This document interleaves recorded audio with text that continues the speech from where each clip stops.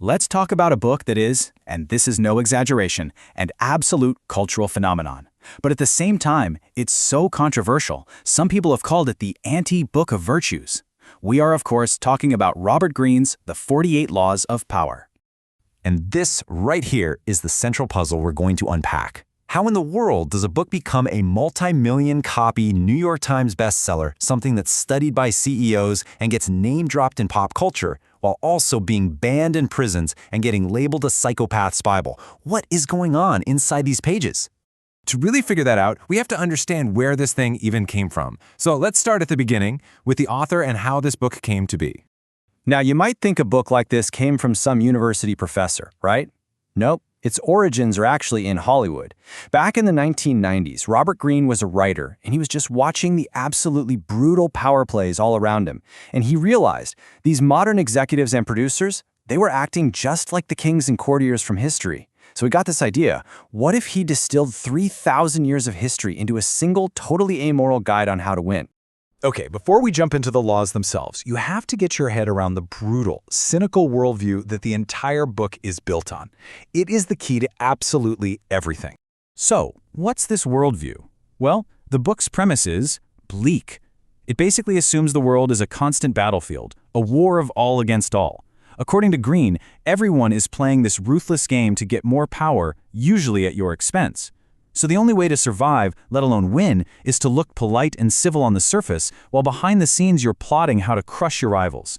It's like we're all in a modern-day royal court, and strategy is just another word for survival. So, with that cheerful thought in mind, let's finally get into the good stuff. We're going to dive into 4 of the most potent, most provocative laws that really give this book its infamous reputation. And we're going to start right at the top. Law number 1. Never outshine the master. The idea here is pretty simple. Always make the people above you feel comfortably superior. Now, this isn't about being a sycophant. It's about pure survival. Because when you show off how talented you are, it doesn't always inspire praise. More often, it inspires fear and insecurity in your boss. I mean, think about it. When you show up to work and you're just great at your job, you naturally make some people jealous. And if one of those people is your boss, well, you're not seen as an asset to be promoted, you're seen as a threat to be sidelined. The goal, according to this law, is to make your masters look even more brilliant than they are. That way, you can rise without anyone trying to knock you down. Okay, next up, law number 4. And this one really builds on that whole idea of managing how people see you. Always say less than necessary. Greene is basically saying that power is a game of appearances. When you talk all the time, you seem common, maybe a little desperate for attention. But when you say less, your words suddenly have more weight. You seem more profound, more mysterious. And people will often project their own ideas of genius onto your silence. The book gives this perfect example with Henry Kissinger. He'd get a report from an aide, Winston Lord, and just send it back with a note that said, "Is this the best you can do?" Lord would rewrite it, pouring hours into it, and get the same note back, again and again. Finally, totally frustrated, he says, "Damn it, yes, it's the best I can do." And only then did Kissinger reply, "Fine, then I guess I'll read it this time." With just 7 words, he got maximum effort without revealing a single one of his own thoughts. That is the power of saying less. All right, let's keep it moving. On to law number 9. Win through your actions, never through argument. The insight here is so crucial because, let's be honest, nobody likes losing an argument. Even if you win, all you've really done is create resentment. It's way, way more powerful to just demonstrate your point through your actions. Let people come to your conclusion on their own terms. This is one of my favorite stories from the book. A wealthy patron told Michelangelo that the nose on his brand new statue was just too big. Now, did Michelangelo argue about anatomy and perspective? No. He just climbed up the ladder, pretended to tap away at the nose while secretly dropping a little marble dust he had hidden in his hand. He didn't actually change a single thing, but the patron, seeing the work being done, was totally satisfied. Michelangelo demonstrated he didn't argue. He let the other guy save face, and he got his way. Genius. And now for the law that is probably the most ruthless of them all, the one that's a big reason why people call this book so dangerous. Law number 15. Crush your enemy totally. I know, it sounds extreme. But the logic here, according to the book, isn't emotional. It's cold, hard strategy.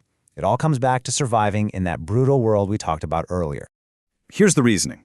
A partially defeated enemy is not defeated. They're just angry. They're going to recover, they're going to be motivated by revenge, and they will come back stronger. As the book puts it, if you leave even one ember glowing, a fire is eventually going to break out.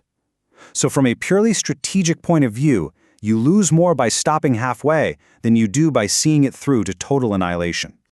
Okay, after a law like that one, we have to tackle the big question head on. Is this book a practical guidebook for life, or is it, like the critics say, a psychopath's Bible? And there are really two fundamental ways that people interpret this book. On one hand, you can read it completely as a tool for self-defense. It's a warning system, a guide to help you spot manipulation and protect yourself in a pretty harsh world. As one person put it, it's about not to be eaten by bad people. But on the other hand, let's be real, it can absolutely be read as a straight-up manual for manipulation, a how-to guide for deception and cruelty. But here's the thing. The book's biggest lesson, its most important takeaway, isn't found in any of these individual laws. It's actually in the final, ultimate law that ties the whole thing together, the law of formlessness. Law number 48. This is the grand finale, the culmination of all the wisdom in the book. Assume formlessness. And this is the great paradox of the whole book. After 47 very specific, often rigid laws, the final lesson is that true power lies in adaptability. If you have a clear, visible plan, a fixed form, you make yourself a target, you're predictable. Real power is being fluid, formless, like water. It's about being able to adapt to any situation and accepting that nothing is certain, and no single law is always the right answer. So in the end, maybe the best way to think about the 48 laws of power is that it's a mirror. It doesn't tell you who to be, it just reflects the strategies and motivations, both the dark and the brilliant, that have driven human behavior for thousands of years. The real question isn't whether the laws themselves are good or evil, it's what you see when you look into that reflection.